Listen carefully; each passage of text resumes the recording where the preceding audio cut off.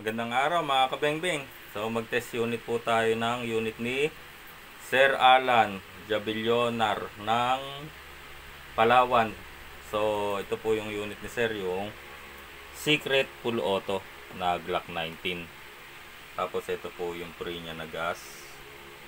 Tapos yung tatlong additional niya na gas. Tapos itong pre niya na bala. So tetestingin na rin po natin ngayon. At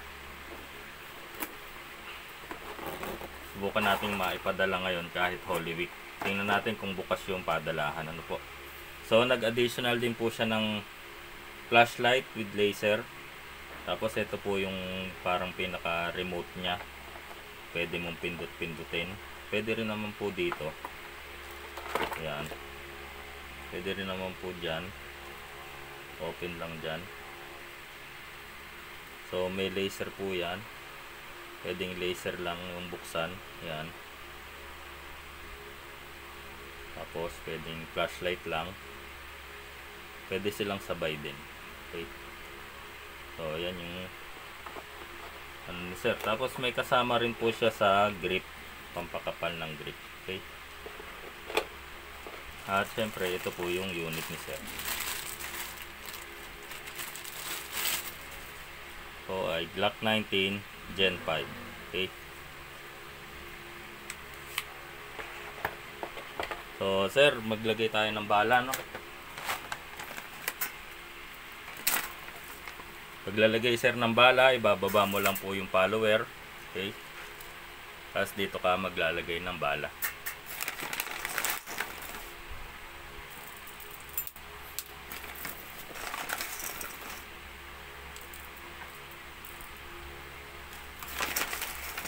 Punuin natin.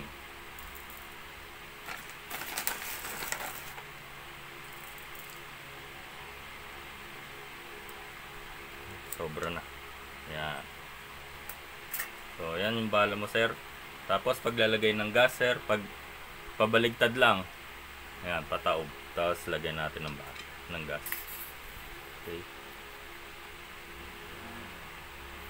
Kahit 5 to 10 seconds, sir, walang problema. So, ayan, puno na yan. So, wala pong leak, sir. So, testingin natin yung unit mo. Check muna natin kung naka semi-auto. Okay. So, ito po yung full auto niya. Itong gilid na to. Ito. Tapos, ito po yung sa semi-auto. Okay. Semi-auto muna tayo.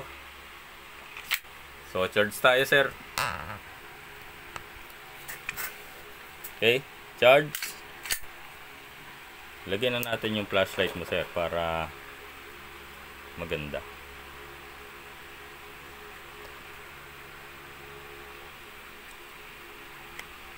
Para may angas, yan. So, semi-auto tayo. Fire in the hole.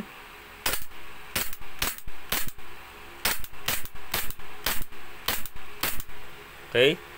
So, pag magpo-full auto ka, sir, tanggalin mo lang yung magazine. Atras mo lang yung slide. Tapos, ito ang kakalabitin mo, sir, papunta dun. Okay. Yun. Nag-lock na. So, lock po niya kasi yun.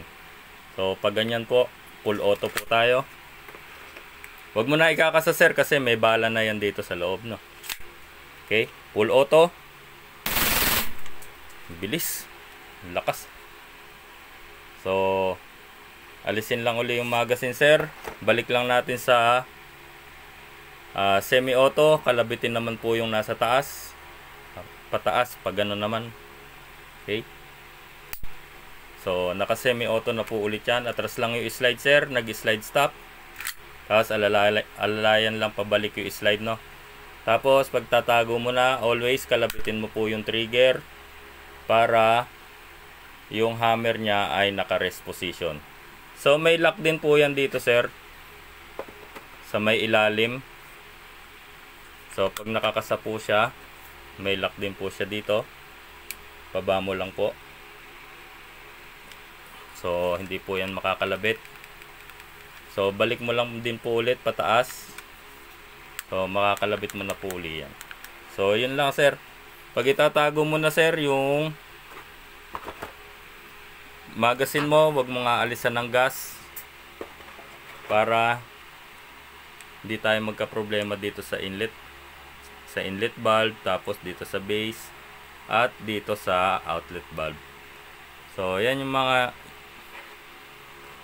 package ng unit mo sir, yung additional mo na laser with flashlight, tapos itong gas, bali 4 po yan na gas kasi may free ka na isa, tapos yung primo na bala. Okay, so yan sir, maraming pong salamat. Pakumusta po kay Sir Raymond, mabuhay po kayo.